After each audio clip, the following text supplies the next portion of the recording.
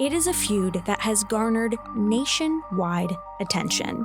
The battle between Florida Governor Ron DeSantis and Disney takes a new turn. The House of Mouse now taking legal action against the governor. Disney, the parent company of ABC, filing a lawsuit against Florida Governor Ron DeSantis. The Mouse House dealing another blow to Florida Governor Ron DeSantis. Disney ditching its plan to build a billion-dollar office complex in Lake Nona. Pinning one of the world's most beloved companies. This is about one thing and one thing only, and that's retaliating against us for taking a position about pending legislation. Against one of the nation's most popular governors. You're a corporation based in Burbank, California, and you're going to marshal your economic might to attack the parents of my state? So just what exactly is behind this feud? What's at stake for both Ron DeSantis and Bob Iger? And which side will ultimately come out on top?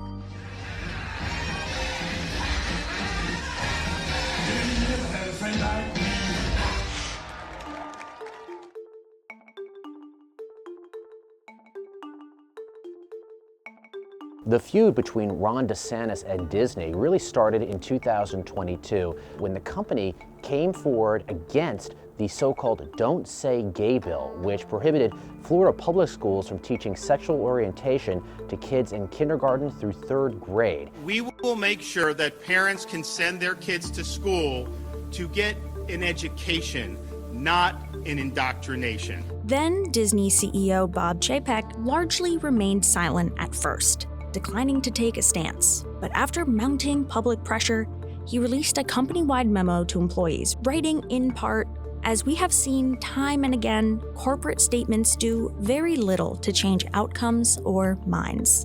And that, quote, "the best way for our company to bring about lasting change is through the inspiring content we produce." That memo was not well received at Disney, and there was immediate pushback, and it was all over social media. It was basically seen as though Bob Chapek had not taken a stand for the LGBTA community. After facing intense backlash for his initial statement, Bob Chapek released a second statement days later, saying in part, "It is clear that this is not just an issue about a bill in Florida, but instead yet another challenge to basic human rights. You needed me to be a stronger ally in the fight for equal rights, and I let you down. I am sorry." When he did that and sort of waffled a little bit, in terms of messaging, DeSantis pounced on it and he called Disney woke. Our policy is going to be based on the best interest of Florida citizens, not on the musing of woke corporations. And in April of 2022, DeSantis took things a step further, signing a bill into law that would officially strip Disney of a special self-governing status in the area around its Orlando theme parks, then known as the Reedy Creek Improvement District. Since then, Bob Chapek has been fired as the Disney CEO and Bob Iger has returned. That's where the DeSantis-Iger feud begins. With CEO Bob Iger back at the helm, Disney began to go on the offensive, filing a lawsuit in federal court in April against Florida Governor Ron DeSantis and other officials, alleging a targeted campaign of government retaliation. But a year ago, the company took a position on pending Florida legislation. And while the company may have not handled the position that it took very well, a company has a right to freedom of speech just like individuals do. And obviously, in taking the position, the governor got very angry about the position Disney took.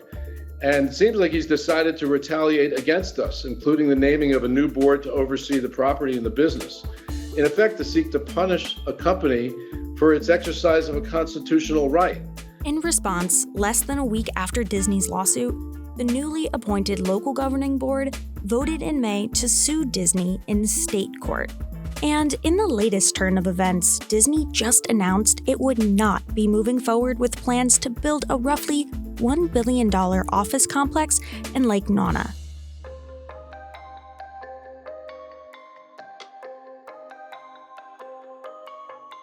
Disney is the largest taxpayer in Florida. It has said it plans on investing $17 billion in the coming years in the greater Walt Disney World theme park area. It pays more than $1 billion each year in taxes to Florida. We have over 75,000 employees, which I noted in my opening. Countless thousands of indirect jobs have been created. About 50 million visitors will go through our gates this year alone, about 8 million of them from outside the U.S., and we are the largest taxpayer in the state.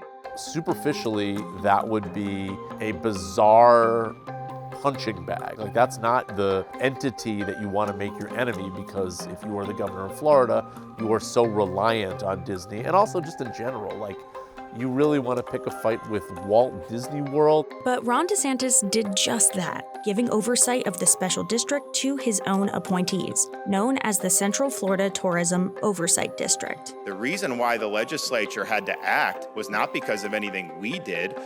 It was basically born out of Disney's arrogance that they would be able to subcontract around the duly enacted laws of the state of Florida. That's wrong. The special tax district where Disney is located is really now governed by a board of all DeSantis appointees. These people were handpicked by the governor himself to really rein in Disney's self-governing abilities. And so the board itself is meant to really take on the company through a government entity. And so far, there have been threats of possibly building a prison next to Disney, all after the company came forward against the so-called Don't Say Gay bill. I think the reason this is happening is that Ron DeSantis is not your typical governor. He's planning on running for president in 2024, and he's decided that he's going to make these culture wars a major part of his presidential campaign. Bob Iger, for his part, has tried to set the record straight regarding special districts in Florida. So this is not about special privileges or a level playing field or Disney in any way using its leverage around the state of Florida. There are about 2,000 special districts in Florida, and most were established to foster investment and development, where we were one of them. It basically made it easier for us and others, by the way, to do business in Florida.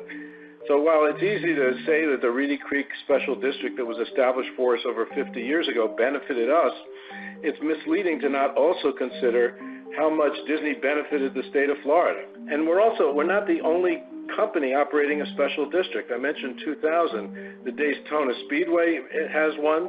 So do the Villages, which is a prominent retirement community, and there are countless others.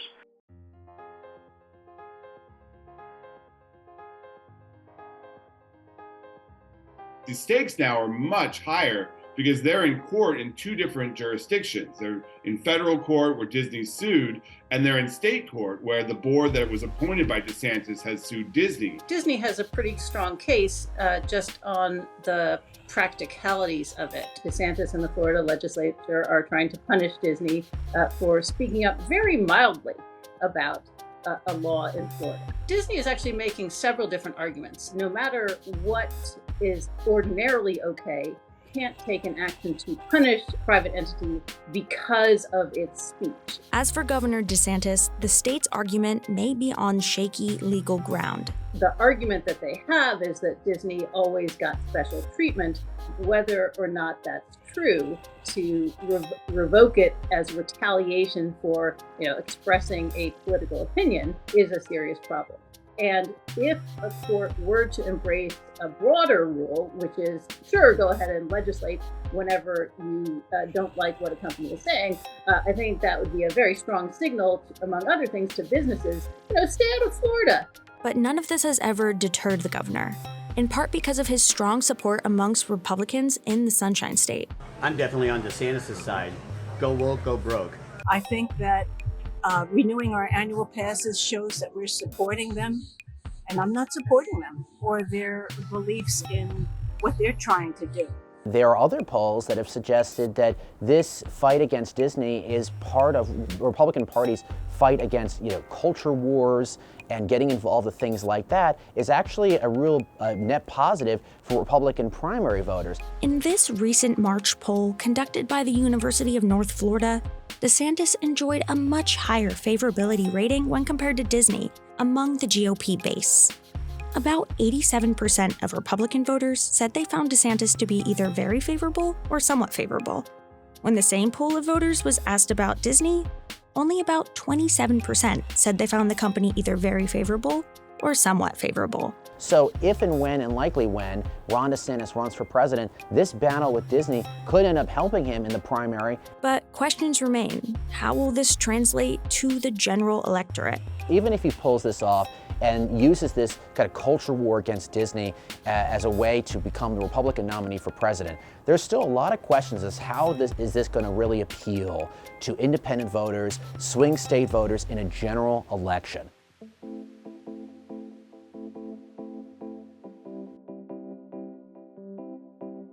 This is more of a political issue than it is a Disney financial or business issue. This isn't particularly going to be a stock mover for Disney. It is definitely an annoyance. Iger believes that he has the moral high ground here. And in past comments, he's been very clear about how he believes that Disney was retaliated against for expressing a political opinion on the Florida legislation. Any action that thwarts those efforts simply to retaliate for a position the company took sounds not just anti-business, but it sounds anti-Florida. DeSantis, meanwhile, is showing no signs of backing down. We fought very hard for children.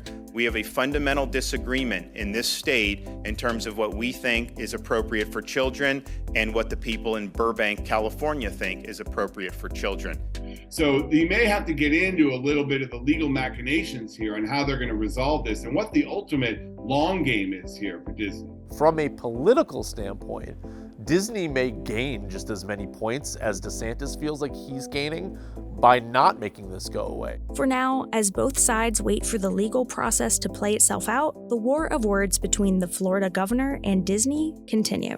We're not going to let them try to impose the idea of gender fluidity on our kids, particularly our young elementary school kids. And if Disney doesn't like that, well, here I stand. I am not backing down 1 inch.